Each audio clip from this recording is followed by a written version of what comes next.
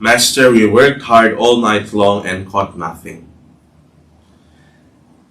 Don't we relate to this experience and the words of Simon, eventually known as Simon Peter?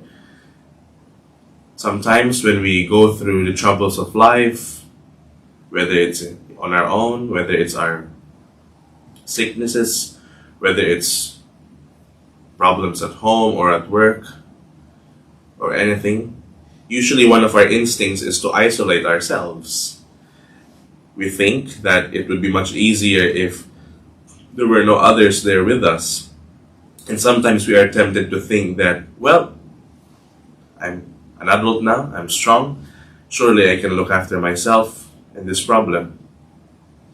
But also we realize that in some of these experiences, we work hard and we catch nothing. Nothing changes. We remain sad, we remain alone, and the situation remains the same. Sometimes, dear friends, we too are like Simon Peter and his companions. We rely on ourselves because we've done this before, and then we end up at the end of that business having caught nothing. We realize that we do need someone. We do need someone to be with us. And you and I also realize when we look at our experience of faith that whenever we invite the Lord Jesus, whenever we grant Him free entry, whenever we give Him free reign, everything changes. The moment He steps into the room, the moment we allow Him to, the whole situation changes. We receive strength. We receive greater conviction to face our problems. We realize that we are no longer alone. And oftentimes, our problems are solved. Our pain is taken away. And we are assured of God's presence in our lives. With that, dear friends, we would always remember that in the big and small problems of life, our primary instinct should be to invite the Lord into our own boats.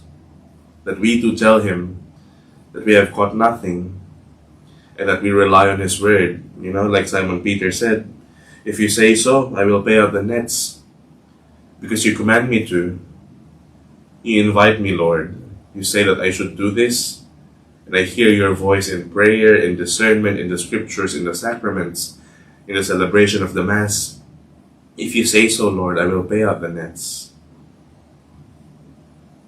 This must have been the practice as well of Mother Teresa, you know, in her life, giving herself to the service of the poorest of the poor, where sometimes, you know, people were not in the same page as her. They did not understand why she would go through these situations in order to try to help people.